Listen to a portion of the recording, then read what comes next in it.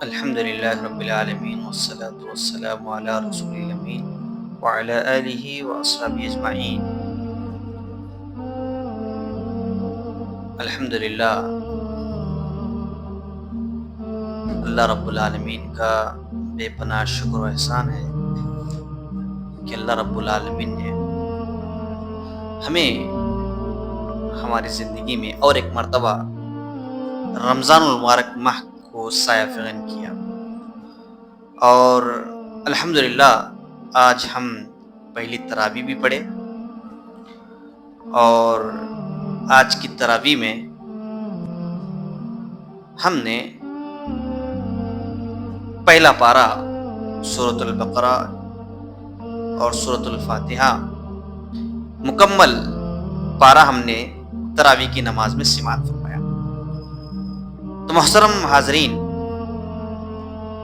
تو پہلے پارے کے خلاصے کے طور پر جو بات مجھے آپ سے بتانی ہے، خلاصتاً کے طور پر کہوں کہ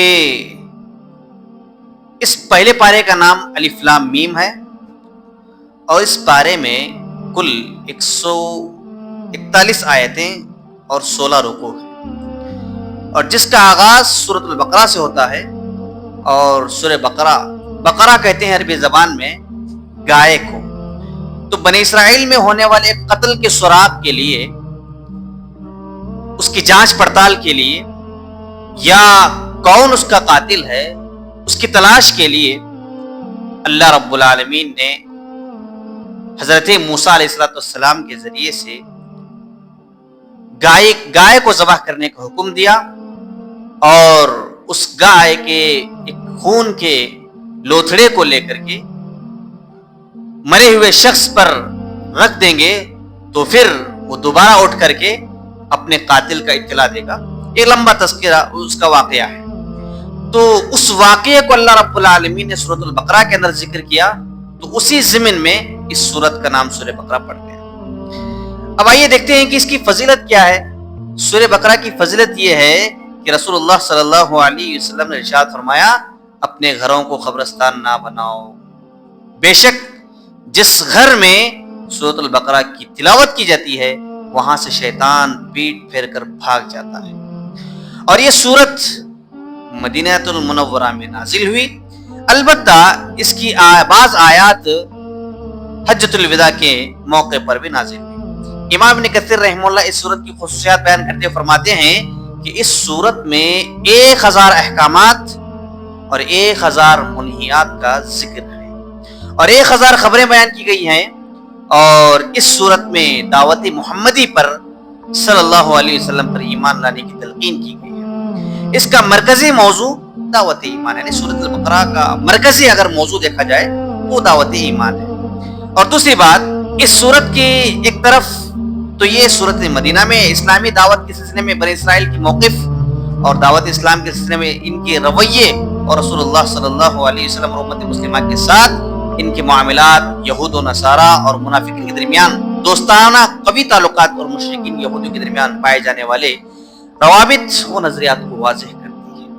اور اسی کے ساتھ ساتھ اس سورت کے اندر آیت نمبر 1 سے 5 تک کتاب مبین کی حقانیت کو، متقیوں کے کچھ صفات بیان کیے گئے کہ کون متقی لوگ ہیں، اس کا بھی تذکرہ اس سورت کے اندر ہوا۔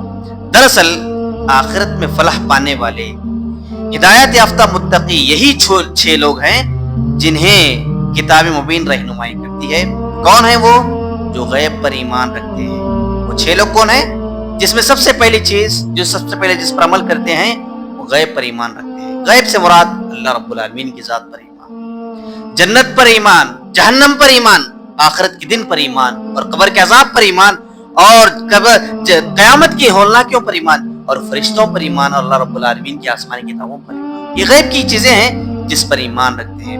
پھر اس کے ساتھ ساتھ نمازوں کی پابندی کرتے ہیں، اور اللہ کی عطا کردہ روزی کو صرف کرتے ہیں، اور جو آپ پر اللہ کی جانب سے نازل کیا گیا ہے، اور آپ سے پہلے نبیوں پر جو اللہ کی جانب سے منزل ہے، اس پر ایمان کامل رکھتے ہیں، اور آخرت کے دن پر یقین رکھتے ہیں۔ تو آیت نمبر 6 سے 7 تک اللہ کے ساتھ کفر کرنے والوں کا انجام کو بیان کیا گیا ہے، اور ایمان نہ لانے والوں کا سبب اللہ رب العالمین ان کے دلوں اور ان کے کانوں اور ان کی آنکھوں پر پردہ ڈال دیا ہے. جیسا کہ ہم نے سماعت فرمایا کَلَّا بَرَّانَ عَلَىٰ قُلُوبِهِم مَّا كَانُوا يَكْسِبُونَ کہ دنیا کے اندر کچھ کافر ایسے ہیں، کچھ مشرکین ایسے ہیں جن کے کان، آنکھ، دل پر ہم نے پردہ ڈال دیا. وجہ صرف یہی ہے کہ ان کی غلط حرکتوں کی وجہ سے، ان کی غلط اعمال کی وجہ سے، ان کی غلط رویوں کی وجہ سے اللہ رب العالمین نے ان کے دلوں پر، ان کے کانوں پر پردہ ڈال دیا. پردہ ڈال دینے سے مراد یہ ہے کہ وہ دین اسلام کی کوئی بات انہیں ان کے آنکھوں سے نظر نہیں آتی اور ان کے کان سماعت نہیں کر سکتے اور ان کے دل نہیں سمجھ سکتے.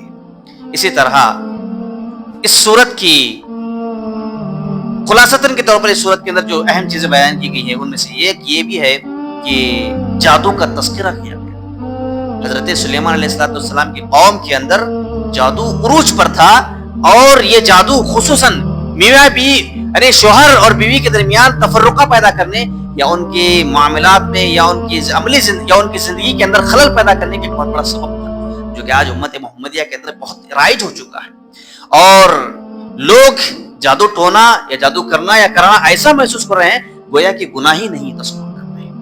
تو حضرت سلیمان علیہ السلام کی قوم کا تذکرہ کیا گیا کہ کس طرح ان کی قوم کے اندر جادو کیا کرتے تھے اور کیسے جادو کے ذریعے سے لوگوں کی زندگیوں کو الجھن کا شکار کیا کرتے تھے. اور اسی کے ساتھ ساتھ سورۃ البقرہ کی آیتوں کی خلاصتوں میں طور پر کہوں تو موسیٰ علیہ السلام اور بنی اسرائیل کی مختلف واقعات کا تذکرہ کیا گیا ہے کہ کیسے فرعون موسیٰ علیہ السلام کی قوم بنی اسرائیل پر ظلم کیا اور کیسے اللہ رب العالمین موسیٰ علیہ السلام کو فرعون کے ظلم سے بچایا اور کیسے اس کی قتل و غارت گری سے اللہ رب العالمین حضرت موسیٰ علیہ السلام کو بچایا. اس کا سارا تذکرہ اس سورت کے اندر کیا گیا ہے. اور اسی کے ساتھ ساتھ اس سورت کی آیت نمبر 115 اور 117 میں اللہ کی توحید کو بیان کیا گیا ہے اور وہ رب العالمین ہر عیب سے پاک ہے اور اس لیے وہ اس کی نہ کوئی اولاد ہے نہ وہ کسی کی اولاد بلکہ ساری کائنات اس کی مخلوق ہے اور ہمیں اور ساری کائنات اللہ رب العالمین کی تسبیح و تمجید بیان کرتی ہے. اور اس کے ساتھ ساتھ آیت نمبر 119 میں رسول اللہ صلی اللہ علیہ وسلم کی صفات کا تذکرہ کیا گیا ہے کہ وہ بشارت سنانے والے اور ڈرانے والے تھے. نذیر و مبشرا، اللہ کے نبی صلی اللہ علیہ وسلم دنیا والوں کے لیے بشارت خوشخبری دینے والے. کس کی خوشخبری؟ جنت کی خوشخبری. اور ڈرانے والے کس چیز سے؟ جہنم کے عذاب سے ڈرانے والے تھے. اور اسی کے ساتھ ساتھ آیت نمبر 41 میں اس بات کی تعلیم دی گئی ہے کہ ہر امت نے جو اعمال کیے ہیں اس کے متعلق اس امت سے سوال کیا جائے گا اور جو تم اعمال کرو گے اس کے متعلق تم سے پوچھا جائے گا. ایک امت کے معاملات کا سوال دوسری امت سے نہیں کیا جائے گا. یعنی امت محمدیہ کے جو اعمال ہیں ان اعمال کی بجاوری کے بعد اس امت سے اس کا سوال ہوگا، نہ کہ اس سے قبل آگے حضرت عیسیٰ علیہ السلام کی قوم سے امت محمدیہ کے حساب کتاب کا اعمال کے حساب کتاب پوچھا جائے گا، نہ بنی اسرائیل کو امت محمدیہ کے اعمال کے حساب کتاب پوچھا جائے گا. نہیں، بلکہ جس قوم کے اندر اللہ رب العالمین نے جو احکامات نازل کیے تھے ان احکامات کی بجاوری یا ان احکامات پر وہ عمل کیے نہیں کیے صرف اس امت کی حد تک ہوگا. تو معلوم یہ ہوا کہ سورۃ البقرہ ایک عظیم سورت ہے اور اس سورت کے اندر اللہ رب العالمین نے واقعات، پچھلی امتوں کے واقعات کا تذکرہ کیا، نبیوں کا تذکرہ کیا اور خصوصاً امت محمدیہ کے لیے 1000 احکامات اور 1000 منہیات سے منع کیا ہے. یعنی 1000 احکامات ایسے ہیں جس پر امت مسلمہ کو عمل کرنا ہے اور 1000 منہیات ایسے ہیں، یعنی 1000 ایسے حرام کردہ چیزیں ہیں جسے امت محمدیہ کو روکنے کی تلقین کی گئی ہے. تو معلوم یہ ہوا کہ سورۃ البقرہ جس گھر میں تلاوت کی جاتی ہے اس گھر کے اندر شیطان کبھی اپنا بسیرا نہیں کرتا اور جس گھر کے اندر سورۃ البقرہ کی تلاوت ہو اس گھر سے شیطان پیٹ پھیر کر کے بھاگنے کی کوشش کرتا ہے. اللہ تعالیٰ سے دعا کرتے ہیں کہ اللہ تعالیٰ ہم تمام کو قدم حیات سورۃ البقرہ کی تلاوت کرتے ہوئے اپنے گھروں کو نور سے منور کرنے کی توفیق عطا فرمائے. اللہ تعالیٰ ہم تمام کو آج کی اس تراویح کو قبول عطا فرمائے. اللہ رب العالمین ہمارے لیے اس ماہ رمضان کو عظمتوں والا، برکتوں والا اور رحمت اللہ نصیب عطا فرمائے. آمین. وآخر دعوانا الحمدللہ.